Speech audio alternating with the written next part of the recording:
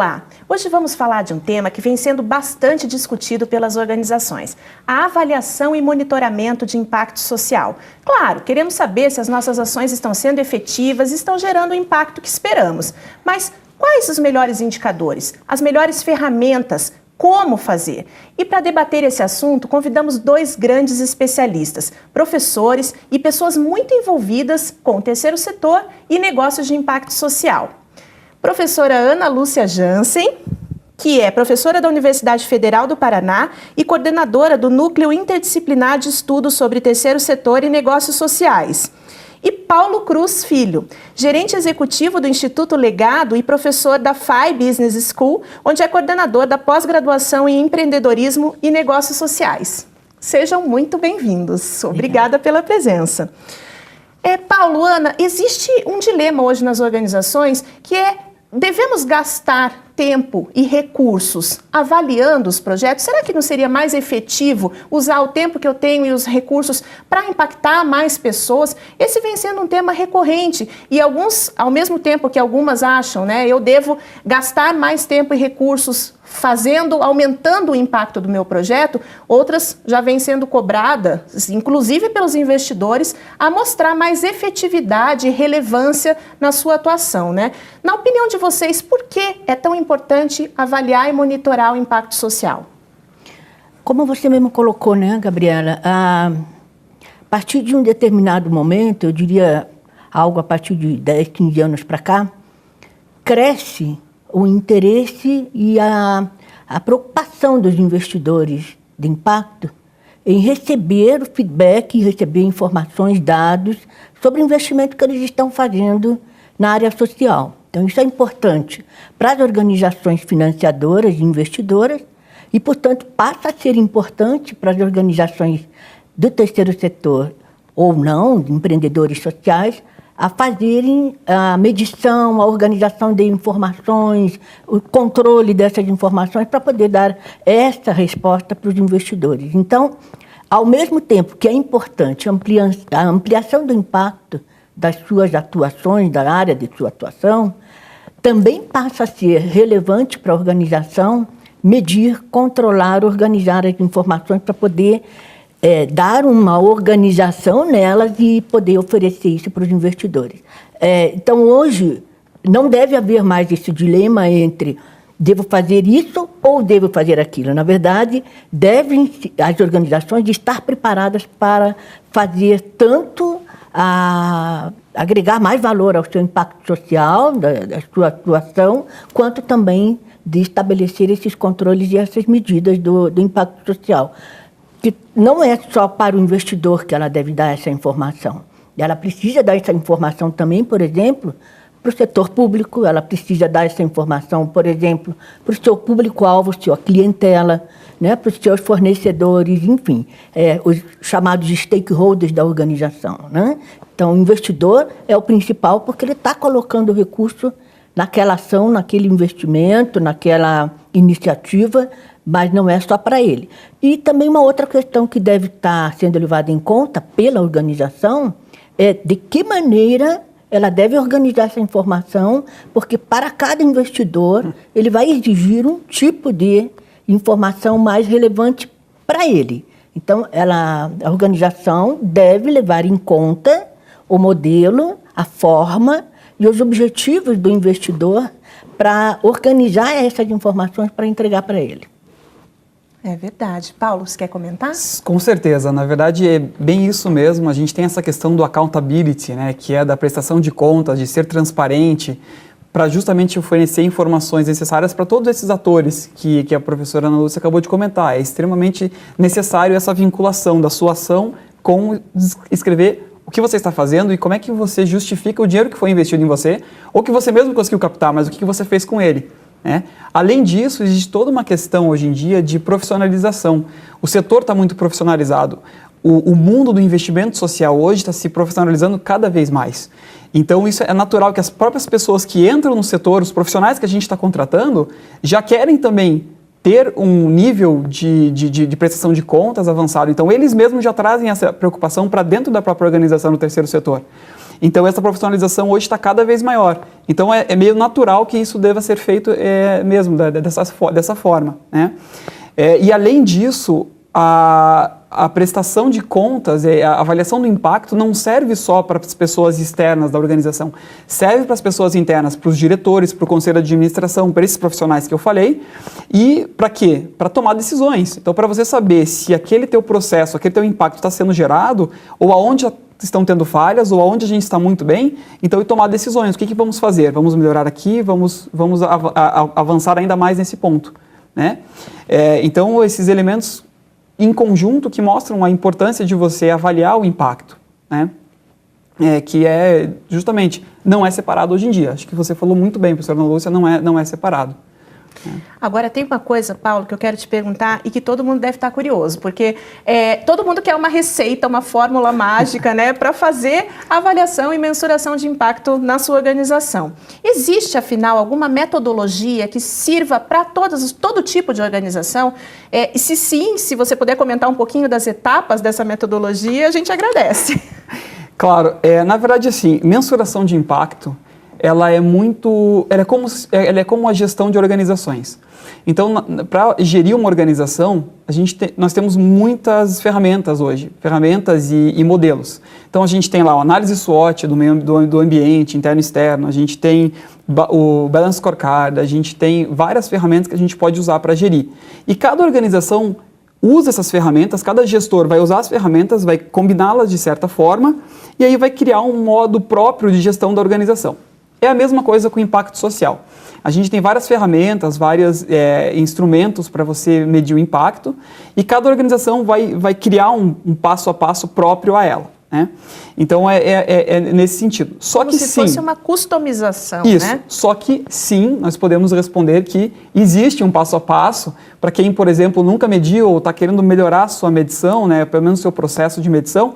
Existe sim um passo a passo que a gente pode seguir, né, para conseguir já, pelo menos, desenhar o primeiro processo disso, né? Então, eu vou falar rapidamente desse passo a passo. O básico a gente pode dividir em cerca de 6 etapas, né? Mas a primeira etapa, ela é essencial, que é o que a gente chama hoje de teoria da mudança, né? Basicamente, nessa teoria da mudança, que é o primeiro passo, a gente avalia 5 elementos, né? São os recursos, atividades, resultados imediatos, efeitos ou resultados de curto e médio prazo e o impacto em si, tá? Então, eu vou explicar cada um rapidamente. O primeiro são os recursos. Então, usando imagina que esse evento que a gente está fazendo hoje, essa aula de impacto, essa entrevista de impacto, esse material que a gente está disponibilizando, é uma organização. A missão dessa organização é informar as organizações do terceiro setor sobre a avaliação de impacto, tá? Então, quais são, primeiro, os recursos que a gente precisa? Nós precisamos de você, Ana, fazendo as perguntas, precisamos das câmeras, precisamos das cadeiras, precisamos da televisão, do ambiente onde nós estamos, precisamos da professora Ana Lúcia para responder as perguntas, e eu estou contribuindo aqui também. Então, esses são os recursos físicos, materiais, humanos. Depois a gente tem as atividades. Quais são as atividades que eu realizo para realizar a minha missão, para alcançar o meu impacto de forma geral? O que a gente está fazendo hoje aqui? Exatamente o que nós estamos fazendo hoje aqui, essa conversa, é uma atividade que nós estamos fazendo nessa nossa organização que a gente está usando como exemplo. Também o material que a gente coloca à disponibilização das organizações, também é uma atividade que a gente preparou esse material. Aí a gente entra na questão dos resultados nas 3 próximas etapas. Então, a primeira são os resultados imediatos da nossa ação. Então, as organizações do terceiro setor estão nos assistindo, estão recebendo essa informação. Então, por exemplo, as organizações formadas por essa informação, que receberam essa informação, é nosso impacto imediato. São nossos beneficiários, essas organizações. Uhum. A partir desse momento, que é o terceiro ponto, agora nós estamos indo para o quarto, que a gente chama de efeitos, que é o resultado mais a curto, médio prazo. Depende um pouco da gente, pelo isso que a gente está fazendo, mas depende muito de quem está recebendo, que são os beneficiários, que são as organizações. Então, cabe a eles, a partir do momento que eles tiverem essa informação e forem formados, eles vão pegar e aplicar isso na organização. E aí começar a desenvolver o processo de mensuração de impacto deles. Fazer isso que a gente está fazendo aqui agora, lá dentro. Então, esse seria, vamos supor que de todas as organizações que assistiram, metade fez isso, ou mais da metade, se a gente espera. Então, esse é o nossa mensuração de resultado que a gente chama de efeito, né, de curto e médio prazo. E, finalmente, a gente vem no impacto, como a gente chama dentro dessa teoria, que é o impacto em si. O impacto em si, ele é sistêmico. Então, na verdade, é o impacto que a minha ação teve dentro do ecossistema inteiro. Seria o quê? Seria a melhoria de vida ou o aumento do serviço aos beneficiários das organizações que estão nos assistindo. Então, vai além do que a gente está fazendo, vai além do nosso beneficiário, vai ao que o beneficiário está fazendo na sociedade, né? Essa escala, ela pode mudar um pouquinho, mas, basicamente, essas são as 5 etapas que a gente pode seguir para desenvolver a teoria da mudança. Com isso pronto, aí é mais tranquilo, porque você entendeu essa historinha. E aí agora você vai para as outras etapas. Então essa é a primeira etapa do passo a passo. A mais importante. A mais importante. O segundo passo é definir o objetivo da sua mensuração. É para passar para auditores externos, para investidores, é para o uso próprio da organização. Então, para que você está medindo? Né? Podem ser vários objetivos também. Com isso definido, terceiro passo, você identifica os atores, os stakeholders, os interessados nisso. Então, você identifica quem são. Então, é para investidores? Quem são esses investidores? Aí você vai no investidor e pergunta, o que você quer saber de mim? Qual é o impacto que você quer que eu avalie? E você vai fazendo esse alinhamento. Vai para o governo, para todo mundo que é importante, você faz esse alinhamento. Bom, com isso feito, qual que é o quarto passo? O quarto passo é você definir os indicadores. Então, você volta para a teoria da mudança, pega cada uma daquelas 5 colunas, daqueles 5 elementos, identifica indicadores mesmo. Então, por exemplo, o número de cadeiras que a gente precisa, 3. O número de gravações que nós vamos fazer, né, que a gente já está em atividades. O número de organizações que vão receber essa formação. Está vendo que eu estou medindo o meu impacto. O número de organizações que implementaram e criaram uma avaliação de impacto. O número de beneficiários que tiveram um serviço melhorado ou aumentado depois de terem passado por isso. Então, esse é realmente os indicadores. Esse é o quarto passo. O quinto passo é você efetivamente realizar a mensuração. Então, aí você vai planejar, você vai criar um grupo de controle, você vai definir exatamente a forma como você vai mensurar. E, por último, você vai acompanhar essa mensuração e vai publicar esses dados da forma como for melhor. No teu relatório de final de ano, no teu relatório anual, ou então no relatório específico, e aí o ciclo retoma. Aí você volta para a tua teoria da mudança e faz a avaliação de novo, e aí com esse passo a passo, você começa a entender um pouquinho mais, e aí você começa a melhorar a sua mensuração e atuar em cima dela, né? Muito bacana, né, essa metodologia, é de ponta, e isso é muito recente também na teoria, né, Paulo, porque até 10 anos atrás, como a professora falou, se a gente procurasse isso, a gente não encontrava e nem se discutia tanto sobre avaliação de impacto, né? Agora, para você a pergunta, Ana, uma coisa que as organizações temem é, puxa vida, indicadores, métricas, né? Será que eu preciso ter na minha equipe um economista, um matemático, um estatístico para cuidar de todas essas mensurações, porque nem todo mundo se considera com essa habilidade, né? Você como economista, o que diria? É tão matemático assim ou não? É verdade. No primeiro momento, eu acho que a metodologia que o professor Paulo acabou de explicar é perceptível que não é um bicho de 7 cabeças, não é impossível para uma pessoa com mínimo senso de organização, mínimo senso de intuição para fazer as coisas, que ela não consiga realizar esse passo a passo dentro da sua organização. Obviamente que quanto menos complexa for a organização em termos de área de atuação, a complexidade da atividade que ela realiza, né, o tamanho dessa organização ou do público-alvo que ela atende, quanto menor for essa complexidade, mais fácil é a realização desse passo a passo. Quanto maior a complexidade, ela vai ter que reunir uma quantidade maior de informação e dados, e, portanto, aí sim, talvez seja o momento de uma pessoa com um nível de formação mais adequado possa ser necessário para trazer mais consistência a esses dados, né?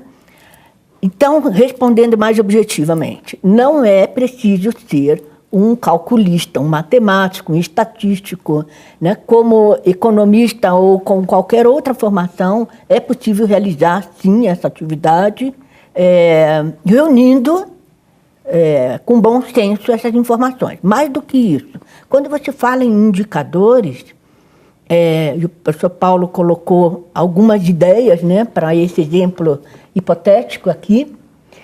Os indicadores, eles têm que ser muito bem avaliados o que é que você quer informar. Como ele disse, né, o professor Paulo colocou, você tem que ir no seu stakeholder, no seu investidor, no seu patrocinador, enfim, aquele para quem você vai gerar informação e saber o que ele precisa. Né? Que tipo de medida ele quer obter, de resultado ele precisa ter, para ele também utilizar essa informação. É simples, né? Perguntando. O que você quer saber de mim, né? Que indicador talvez você acha que eu preciso ter? E aí, a pergunta que a gente precisa se colocar é: o que eu preciso medir, né? Diante desse feedback, então, o que é que eu vou medir? Então, qual é o indicador que eu preciso ter para poder dar as respostas necessárias? Então, há que ter um pouco de cuidado para você não perder tempo em estar medindo coisas que não terão nenhuma utilidade. Então, você vai perder tempo, vai perder a concentração naquilo que seria mais útil para a organização, para o público-alvo, e não vai ter nenhum resultado com isso. Então, tem que saber para quê, o que e como vai ser medido. Estabelecido esses parâmetros, você vai, então, organizar e vai destacar pessoas para fazer essa atividade dentro da organização, que não são necessariamente pessoas especialistas, mas pessoas que conheçam bem a organização e tenham essa possibilidade de juntar esses elementos para entregar para quem vai organizar o documento final. Tá certo. E vocês que são pessoas bastante envolvidas nessa área, o que vocês têm visto que tem funcionado? O que as organizações que têm tido sucesso nesse aspecto de avaliar e monitorar o seu impacto têm feito? Se quiserem comentar também o fracasso, porque a gente aprende com os erros, né? Então, Paulo, se quiser começar? Claro, assim, se a gente faz uma análise das que deram certo e que deram errado e tenta fazer um resumo do que apareceu, eu acho que um elemento central, e a professora Ana Lúcia trouxe alguns desses elementos já na fala dela agora, um dos principais é foco. Então você tem que focar, pelo menos no início, e principalmente, na verdade, no início, na sua missão. Então, na sua causa, o que você realmente está ali para fazer, e nos seus beneficiários. Né? Então, às vezes, você ir lá para aquele quinto elemento que é o impacto, não é necessário. As organizações, às vezes, não vão para o quinto elemento, para o impacto que eu comentei. A gente não iria, não tem como a gente avaliar, é muito longo prazo, né? Então, é foco naquilo que você está fazendo. Então, numa avaliação de impacto, é totalmente natural que você vá só até a terceira ou quarta etapa da teoria da mudança. Porque isso é o foco mesmo, o que você está atuando. O segundo ponto é o alinhamento, que a gente chama.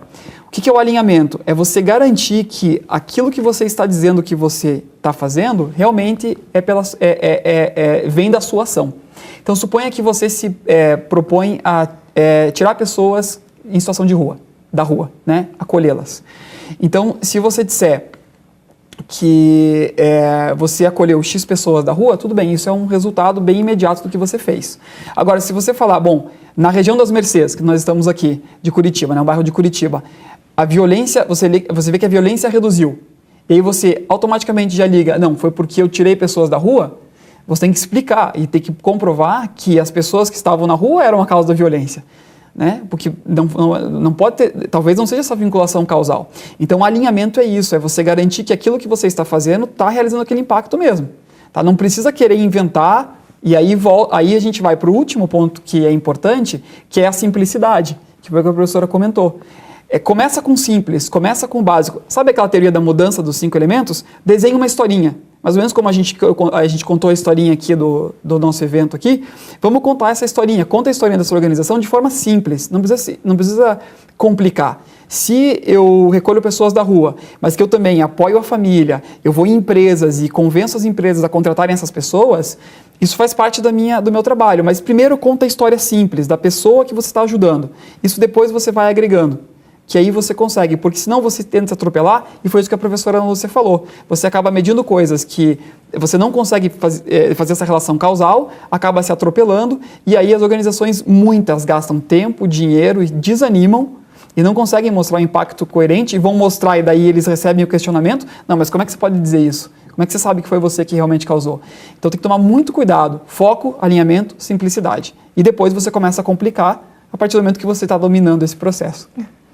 Eu acrescentaria uma única coisa à fala do Paulo, que abordou muito bem, que é o seguinte, colocar para quem está nos ouvindo a importância de fazer esses registros do que você está fazendo. Muitas não fazem, sequer um registro do que estão fazendo, né? Então, é importante registrar tudo, é importante ter esses controles organizados e o quanto é importante você informar o que você está fazendo, né?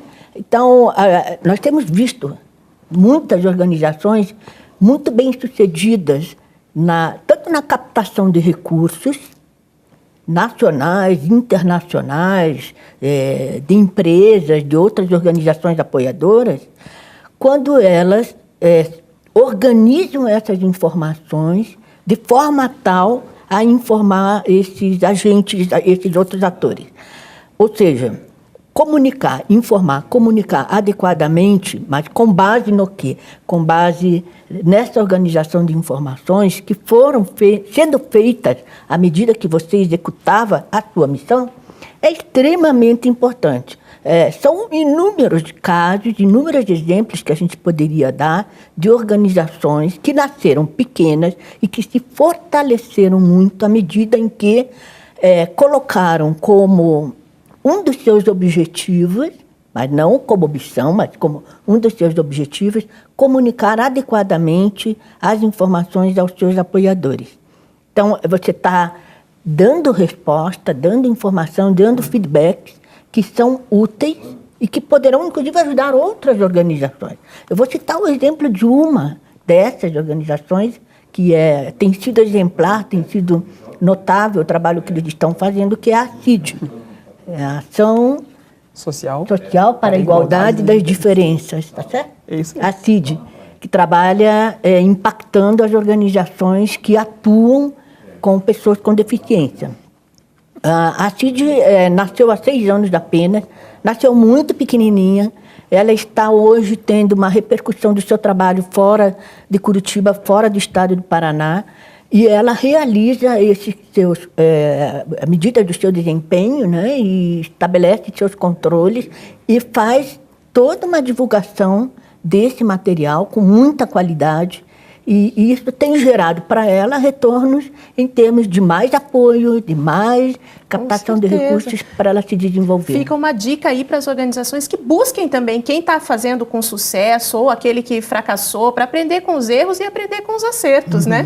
Sim. E já caminhando para os momentos finais, eu queria que vocês dessem uma dica para as organizações que estão nos assistindo, onde elas podem buscar ajuda, como elas poderiam dar os primeiros passos, o que vocês querem deixar como mensagem final para essas organizações?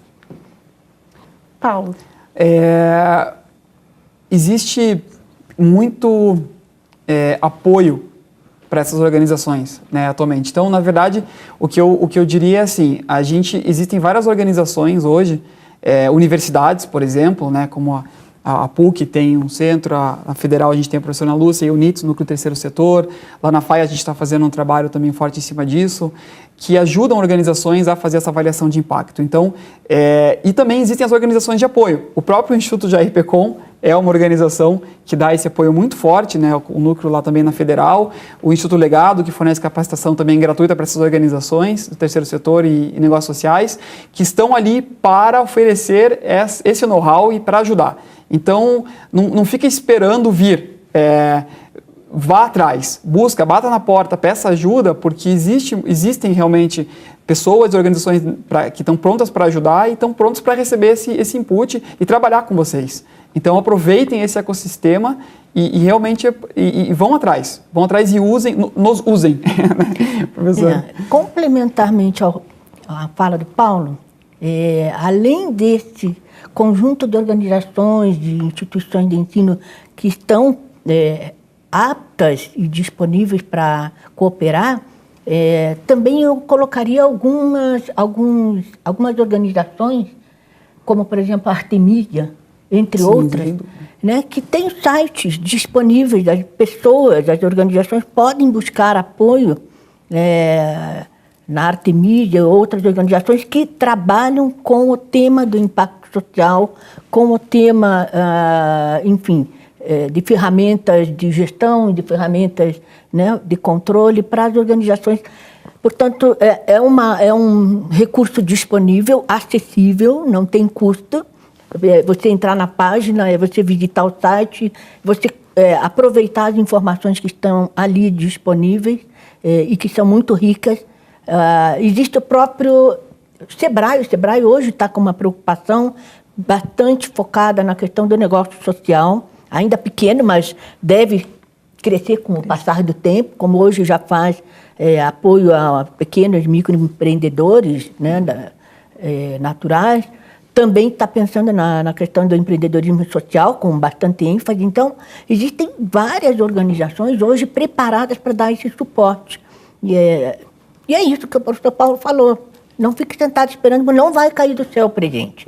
Tem que buscar onde a informação existe, onde os especialistas estão, né, que poderão fazer indicações, muito material bibliográfico também, sim, que pode ser buscado, né, material bibliográfico sobre esses temas que podem ser lidos, pelo menos como um material inicial para a pessoa entender conceitos, começar a se aproximar desses conceitos e depois buscar ajuda se precisar. E esse material de apoio existe nacionalmente e internacionalmente também. Então, a gente tem material até em espanhol, em inglês, que tem disponível, mas tem muita coisa no Brasil que é publicada. Então, se buscar rapidamente por impacto social, tem um material a própria Fundação Itaú Social tem um material, o pessoal também lá do ICE e do MUVI em São Paulo também tem um material também bem interessante. Então, tem materiais disponíveis sim para começar a entender e até explicando um pouquinho desse passo a passo também. Que ótimo. Ana Lúcia, Paulo, foi muito rica a participação de vocês. Obrigada. Agora é com você. Faça o curso de Impacto Social e Avaliação e Monitoramento e descubra como você pode melhorar a sua prática. Até a próxima.